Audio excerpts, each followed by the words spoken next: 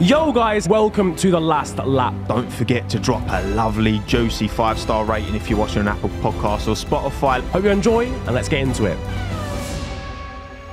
The team principal musical chairs. Stupidly silly season. This doesn't happen with team principals. This happens with drivers all the time, but team principals, no. This is a new one, like completely uncharted territory. Tuesday morning, waking up to absolute chaos. I had to lay in. At 10 a.m, I'm still in bed. I'm like 3 hours ago, it's posted that bloody Versailles gone to... I'm like... I love the screenshots of people's phones where they're just getting multiple notifications within like a couple hours. Versailles to Ferrari, Seidel to Sauber. F1 graphics department was on overtime. Yeah. Whoever's getting paid to make those graphics, they need to get paid more for that morning. That was... I've never seen that before in F1, like that many musical chairs going on, and it kind of makes me think. Not with senior personnel. Not with senior personnel. No. So for McLaren, it was a busy morning. Yeah. Well, so I guess we should start with the first kind of, this all started with Binotto. Dominoes. Kind of like with Seb retiring, the dominoes fell after that. Yeah. But it all started with Binotto. Yeah. And then Fred Vasseur, which we talked about. Freddie Vasseur. Right choice? Ferrari? Out of all the options out there and the realistic ones, I'm glad they went for someone not in-house. Because I was really concerned they were just going to promote an Italian man called Stefano. You said it was the Jack Man last time. Yeah, I was really... the Jack Man. Yo, I'm here. I'm leading the whole thing now. I was really concerned they were going to do that. They were just going to rise like a promote from within, which like works well in certain situations. Don't get twisted, but I just didn't want Ferrari to hire someone because they were Italian again. Yeah, if they decided we're going to bring in the head of strategy. Yeah, and strategy didn't do well. Yeah, you get. Well, there was talk of Lauren Mekies, who was, I think, I think he was head of like race operations, kind of what Stella, which we'll get onto when he first joined McLaren. I think he had a similar role to that. Right. So I was a bit concerned because it feels like with Ferrari, with the incompetences we've seen in 22, that they felt like bringing someone in from the outside. But like, is it really outside though, Fred? It's true. Yeah, I mean, obviously, it's there's inside that connection. outside, isn't it? Inside outside. Yeah. Is it enough outside to make a difference though? I don't know. I think with that situation, they saw that Fred, he's at Sauber. Sauber's being overtaken by Audi. He's a Ferrari man. We need to get this guy into our team somehow. The Binotto situation was already on the ropes before he resigned. It looked like you're going to be pushed or you resign in that scenario. And they just wanted somebody that's already a team principal, already has that experience on the grid to kind of weather the ship, and somebody that's Charles Leclerc knows, because obviously Charles Leclerc was at Sauber and ART before that as well. ART, they have that relationship already. Is that where Vasseur had been, by the way, before he went to Vasseur founded ART. Right, okay. He was there with Rosberg and Hamilton and won the titles there, yes. Right? So he's got a lot of experience. Yeah. Would I say he's had a successful time at Sauber? They've been a bit mid for the last 10 years, middle of the road. Very mid, yeah. Considering their resources and everything like that. Obviously, he found Leclerc. He had Leclerc in the team. Leclerc did very well. Maybe John Elkins decided, okay, we just need somebody that can mesh well with Leclerc and kind of decide. Because there was a bit of friction at Ferrari between, because Binotto picked Sainz, that was his guy. And then you got Leclerc, who was picked by the previous regime. And there wasn't really, Binotto was really like, I don't want to stick to a number one driver. I don't want to name a number one driver. Yeah. Fred Vasseur is just going to say, Leclerc, you're number one driver. Yeah, he's going to come in and... It feels that way, doesn't it? Yeah. Which you can argue, you can't be competitive at the front and have two number one drivers. There always ends up being a bias towards one. Otherwise, you end up, you'll spread too many of those points over two drivers, and then someone else will come in, a Red Bull with Verstappen, for example, and just take all the drivers, and then just outscore you because most of the points are going to one side of the garage. The problem is with like just coming in and being like, cool, you are number one driver now, is that Carlos Sainz is going to go, nah, and that's going to happen. That is going to Carlos Sainz, that's going to be there, in the corner of the paddock, like my son's number one. Team science ain't going to. Which obviously, look, none of this is confirmed, but it's very it's very logical to make those connections that obviously that Leclerc relationship is strong. Yep. So it makes sense that, and maybe Ferrari have seen somewhat of the, I mean, we saw the whole like stop inventing. Like there's been a few times where it's felt like that I've seen the question being put out there, you know, should they be pulling in, like if Leclerc was to really challenge Verstappen last year and Ferrari hadn't made their mistakes, I think Ferrari would have probably let themselves down by not prioritising Charles enough. That could have been an issue. And it's happened before. We saw, let's go all the way back to 2007 when we had Alonso and Hamilton. Mm-hmm. They didn't want to commit to a number one driver there, fumbled the championship. Yeah. True. Because look at Kimi came out of nowhere. Yeah. So it's a good point. They're gonna commit to one driver at least. That's what I think Fred's gonna do. Is it gonna cause friction? Maybe within the camp. Definitely. And that will be box office, and I will have my popcorn because I want to watch that. But for anybody that's out there that's a Leclerc fan, or a Ferrari fan that thinks Leclerc is the number one driver, you're gonna get that clarity. Yeah. I think. Yeah, definitely. Well, okay, so that was the kind of next domino to fall. So obviously, Vasseur goes to Ferrari. Yeah. And then out of nowhere, well, this is why I want to lean on you a bit more for this, Matt, because you were saying earlier this year, there was talk, murmurings around McLaren, from your perspective anyway, that Seidel could be going. Because it felt to me like it was out of nowhere, but actually maybe there was substance to it. So if everybody remembers all the way back to earlier in the year when there was Audi was like lots of strong rumours they're going to join Formula One and they want to make a deal. Mm-hmm. The first team they wanted to make a deal with was McLaren. Yeah. And for me and over at McLaren Fan TV, we thought, okay, that's because of Seidel. Seidel was already there. There's a connection there. Let's get this deal over the line. But obviously, there might have been some disagreements with Zach Brown on what kind of direction they're going to go with, and kind of Audi and McLaren that didn't go forward. Then I heard about Sauber having a deal with Audi, and then on McLaren Fan TV we were like, okay, so Seidel has history with Sauber. He was there in 2000. Yeah, seven, like the Vettel. Around BMW Sauber days. He was like 4 years he was there. Yeah, he was there for a long time. He lived there and so on. And he was at Porsche, Volkswagen, Audi. Everything comes together. And we thought, okay, when Audi do eventually come in, they're going to take Seidel. Because that's their man. And he already has Formula One experience. So we kind of put the wrong energy out there because this actually happened. And I was like, oh, you God, manifested the wrong thing. Once that Audi deal didn't go through with McLaren and it went to Sauber, we knew that Seidel would be thinking, okay, how do I get there? Because obviously, I think his family lives in Germany. The wind tunnels in Germany. Yeah. And another factor that a lot of people are not taking into account is that he's got a CEO job. So the only way he would have been staying at McLaren was if he takes Zach's job, and Zach's not going to give him a job. No way. And it's a very different job that Zach was doing as well, right? Because Fred was CEO, wasn't he? Yeah, Fred was team CEO, principal. yeah. Mm-hmm. So Fred was both. Yeah. So Seidel could be both, but he's not guaranteed. I think in the statement they said they might be looking for a team principal. I'm not sure. But it's not. He might decide to be the team principal, but I think it's just a larger project. He's at home, basically. He knows, he's familiar with the team. It's a promotion in a sense. Yeah. So you can't really turn that down. And Zach Brown could have gone the wrong way about it and said, okay, look, you're contracted to 2025. I'm going to put you on gardening leave until that contract's up. Yeah. But obviously they have a good relationship and decided. And it kind of makes me think as well that Seidel told Zach a long time ago. Well, I think Zach said that Seidel had told him like middle of 22, around then, that I'm not going to renew at the end of 25 when my contract ends because I'm going to go to another team. And then Zach kind of put two and two together. Like you've done it. It's going to be Audi Sauber. When are they joining? Yeah. But how big of a loss is that for McLaren, do we think? See, that's what I was gonna ask. Like, how is that actually gonna how do we think that's gonna affect McLaren? Because obviously they promoted Andrea Stella, right, from within. Nice. Again, ex-Ferrari man. I believe they've done that to limit the amount of letters they have to change on his door.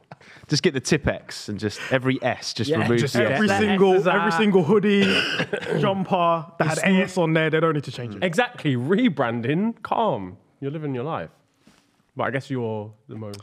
Yeah, so You're actually qualified. I was waiting for a bit more insight. That's it. no, that's quality insight. That's right my there, honestly, insight. Yeah. This is the insight that I bring to the table, boys. But so Zach had a lot of time to think about it because he knew that Seidel was going. He did. He didn't know he was going to go in 2022. He thought he was going to go in 2022. But he knew the writing was on the wall. Knew his writing was on the wall. He's probably scouting who's going to replace that situation. It's different to other situations at other teams because he was just the team principal. He wasn't the CEO. Zach was doing a lot of the media, handling the whole team. And a lot of other teams, that guy, let's say your Toto Wolff's, has to deal with the whole thing, the whole scenario. So if Zach left, that would be a nightmare. But with Andre Seidel, with Stella as well, Stella was his number 2. He kind of understands the day-to-day operations that's happening within the team. He held a lot of different roles at McLaren as well.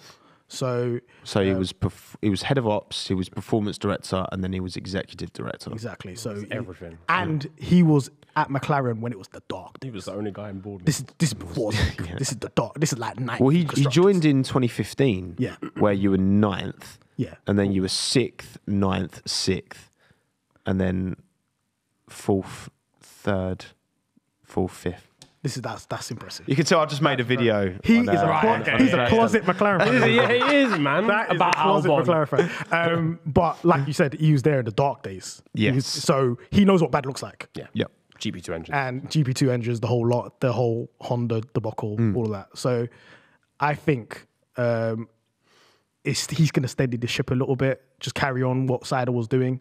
Nothing's going to change overnight. I don't think nothing's going to change. I think because he was responsible for the day-to-day running of the team, like we're talking about pit crews, race day, everything like that, that's not going to be an issue for me. I think even he said in his statement, he wants to kind of look at the factory side of things, how things develop with James Key and how we're going to move the car forward.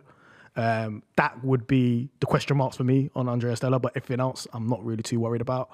And a lot of the responsibility of a team principal within McLaren is kind of held back because Zach does a lot of it. Yes. Zach does the media, Zach does the driver But it allows them to focus on the stuff that they need. Like, I feel like part of the reason Bonotto didn't work is maybe he was stretched too thin based off his skill set. And it's like they know what, like Stella's, been at McLaren. This is going to be his 9th season at McLaren. Yeah. He also had 14 seasons at Ferrari. Yeah. He was like in the Schumacher era. Yeah. He was knows like the sport inside out, knows success inside out as well. Mate, all of those people in the paddock know him. Mate, you know when Alonso was struggling to get past Petrov, and the team radio was like, "We know how talented you are. Use all your talent." Yeah, that was Stella. So, if you asked me 10 years ago if Stella would be the team principal for McLaren, I would have laughed. I would have been, there's no way at all. But I would rather have somebody that's been in Formula One for that long, held lots of different roles, in leadership roles as well. He's in senior roles. He's not just somebody that was quite so Bonotto, when he had his promotion, he was obviously the technical officer, chief technical officer. Yeah. He was dealing on the engine and so on, but he wasn't really there on race day dealing with the day-to-day running of a team and dealing with the politics within that. I don't think his skill set aligned with what it means to be a team principal as much as Stella's does. Yeah. And I think that's the most important thing with team principals. Obviously, when people say, "Oh, who is Stella? Who is this guy? We don't know him," and you would rather want somebody that's a team principal that's known. Yeah. I think that's sometimes a false narrative because a lot of the team principals now, when they did get that opportunity, they didn't have any experience. As a team principal, we saw Wolff was like an investor, Toto Wolff was an investor. And then we had like Christian Horner. He just came in fresh. He was like, they took a real gamble on Christian Horner. So it's just from like he just had a GP2 team. Didn't he? He's just hard. So you're really looking at you're really just looking at how can this person lead a team? Do they have leadership skills and so on? And can they manage the day-to-day operations and everything that's going on within the team? I think in New McLaren as well, like I just said, the politics are going to be less for him because Zach would deal with that. This is why I don't think they needed a big name necessarily. Like I think there would have been pressure if Zach wasn't taking control of that, but they can bring in. He's doing a good job of that as well. I think if you were coming in as the CEO of McLaren, just like nobody knows who you are. Like, not nobody knows, but like you've not done that sort of role before, that's crazy. That's completely Look what Zach had to do when he got in. It was ridiculous. Yeah. Stuff. He had to change engine supplier. He had to like reformat the whole team, get the spirit, morale up, change the whole brand, get new deals. Because there was a point in time where our car had like 2 sponsors on it. Yeah. And now it's just flooded with sponsors. That time where it was just blank orange, crazy. This is why I'm quite positive about Vasseur as well, because he's got that. Like, I remember when he joined Sauber from Renault, I think they had a deal for Honda engines that within his first like week he just like ripped up and was like, no, we're not going Honda, which obviously maybe long term might have not been the best choice, but he's prepared to make those big calls and those big decisions. Yeah. With Stella, he's kind of steadying the ship somewhat. He just comes into Ferrari. He's like, we're not going to Ferrari next season. Yeah, we're getting Mercedes engine. Yellow livery. Yeah. Done. And I think the pressure's less as well because there's less eyeballs. And the plan at McLaren is much more long term than immediate success. Yes. So Vasseur's under more pressure because he's at Ferrari and they're expected to be winning right now. Now, next season. With McLaren, it's much more long term. We're looking at 2024, 2025, 2026. And it's about how he sets that up. Before we move on from McLaren, Yeah. if it wasn't Stella, were there any other names that you would have liked to have seen? I always thought it was going to be within. And I thought it was going to be maybe somebody from the IndyCar team or somebody from Extreme E. I forgot the guy's name. Obviously, it's now McLaren's team. It was Mercedes. Yeah. It's won back-to-back constructors. That team principal there. Oh, the Formula E team. Apologies, I don't know. I forgot his name. But I thought I know you mean. It could have been him. But I always thought it was going to be somebody outside of Formula One, not somebody within. I didn't think it was going to be like randomly Bonotto. Yeah. Yeah, just like Paddy Lowe come out of nowhere. Well, a lot of people were saying Bonotto, which obviously I can see where people get. But I just think like he needs to go to a technical role, and that's why I was so surprised that Ferrari let him go. Or I thought they were just going to shift his role somewhere. Like, them like, oh, this is a promotion, but it's not really a promotion. They're like, go back to the factory. Yeah. Type of promotion. We'll put you the same minute, just leave. Yeah. Or because you can't, clearly Ferrari made a good car. They didn't have like a terrible car. They had a car that won races. Can't argue with that. Yeah. So for you to lose an asset like that, it's a problem. You could have even brought in support. Yeah. The options for Mattia aren't massive. But talking of back to Seidel briefly, going to Sauber. Yeah. I mean, it's a pretty big win for them, isn't it? Surely. It should be huge. Realistically, I mean, obviously with the future backing of Audi, I think that's just going to be a sort of one of those match made in heaven sort of things, with Seidel going there. I think they've just he's got to turn around a bit of a ship that kind of has been, as you said, a bit mid over the last few years. Very mid. For the facilities that they have, like the wind tunnel they have and all that sort of shit. And they've had financial difficulties and all that, but obviously Audi's covered in. Yeah, I mean, that shouldn't really be a problem. Yeah, they should be able to alleviate that. Poor end to last season as well. So bad. Really poor. I mean, I don't know what percentage of points they earned from the first half of last season, but it must be at least 80%, I reckon, of the points that they earned in the first half of the season. So he's got something to turn around, but yeah, it's a big win for Sauber. It is a big win, and I think they're a major threat to other teams because they are making these type of moves. They've got all the infrastructure ready. They have the finances as well.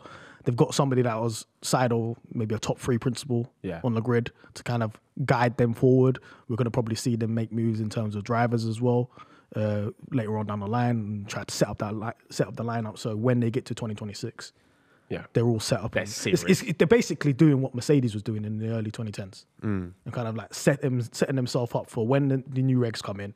We're there. Go crazy, but this is my perception of that team now. Even though I knew Audi were coming in anyway, just getting Seidel, who's such a respected name and has done such a good job at McLaren, I think just gives so much more stock. And now you can make a compelling argument, which I think this is why I'm so excited for the next few years. I really do think it's gonna close up because you can make a compelling argument for loads of teams now to join that top battle. You can make Alpine have got the next best car. McLaren infrastructure, unbelievable lineup, getting there, unbelievable lineup moving forward. Aston Martin, obviously, once that new factory is complete, and Lawrence Stroll's gonna put the money that. Even if he's losing money, he's still going to put money in. Yeah. Now, obviously, with Sauber, you've got that, that faith, and with Seidel in charge, I think that's I think that's really And then you've got Williams. exciting. Albon. They've got that's all you need. And You just need Alex Albon. That's it. And you got Haas. Haas has got America. Haas has come. All you need is Alex Albon. Honestly, I think you made a good point there. And I think as the cost cap comes into the effect, because people think cost cap was going to be an immediate thing and how it's going to affect teams, because No, never. it's going to take 3, 4, 5 years, because Your facilities aren't included in that. exactly, if you've got infrastructure there already, you're at an advantage. So that's why you see your teams like Aston Martin and McLaren saying, okay, we need to step this up infrastructure-wise, because it's not possible. We can have more wind tunnel time and same amount of money as them, but we can't build a better car because they have better facilities. And they probably have the money to have higher number of staff. They've got the expertise there in terms of the engineers, because they've been working on those cars for so long and they know how to use those wind tunnels. As the years go by, as they get less and less wind tunnel time, it's going to hamper them more and more, and it's going to bring them down that way. And these guys are going to be brought forward. And when you get to a point where it's like 2025, we're looking at more, hopefully, an even grid. This is a bit of a tangent, guys, so bear with me here. But do you remember the last time when there was like a cost cap, or they wanted to introduce a cost cap in like 20, I want to say it was like 10. And they were like, yeah, let's get all these new teams into Formula One. Obviously, we've got Caterham, we've got Manor, we've got HRT. Let's just do that again. Let's do that again with the current cost cap. Just get random names like Stefan GP and US. Tommo GP. Tommo GP today. USG. There was that US team as well that was meant to launch. There's this fella in Hong Kong who wants to set up a team. Oh yeah, and he's gone on record. Yeah, let him do it. Like this multi-billionaire. Yeah, who wants to set up an F1 team out of Hong Kong. Maybe this is the new world we're living in. A lot of the top teams are reluctant to let if they're not letting Andretti in, Andretti they're not on letting the door. some random geezer from Hong Kong set up a team. That's not happening. We can't start a team. It's not happening. They're not going to let us in. Nah, we're building our legitimacy. Treat it like a private club. Okay, obviously they've got the pie. They want to split it their own way and stuff like that. I would love to see a 12-team grid. If Haas, by the way, is saying, no, we can't allow new Mate, there's teams talk then of... we need to elbow them in the... Because they've just got... Well, when it comes to engine, there's been rumours about Ford, which they've not denied, potentially interested in 2026 engine regs. Honda have put themselves on the list of actual, submissions for 2026 as well. They're back again. Like, that's the thing. We can definitely get to a 12-team competitive 12-car grid. So easily. It's just about the teams actually not being dickheads. Letting someone in. Basically, stop being dickheads. Please, for the love of God. It's calm. Well, they're looking at it like a franchise model. They don't want to let people in the club, like same like in the NBA or the NFL. They don't want just random teams. Short-sighted, man. You're short-sighted. It's done. Short-sighted. Okay, well, just someone link up with Andretti, sort of keep the branding in there, like write Andretti on the side, but it's Ford. Just say it's Ford, but it's got Andretti written on the car. Boom, now they can't say no. I think in 10 years, the whole grid's going to look different. It's going to be sick. Someone's going to take over AlphaTauri in the next 2 years. Oh, easy. I definitely think the grid is realizing in this day and age you cannot win a championship with like being a customer team. Yeah, 1,000. Like buying an engine from somebody else. That's not. You have to have a deal there with somebody.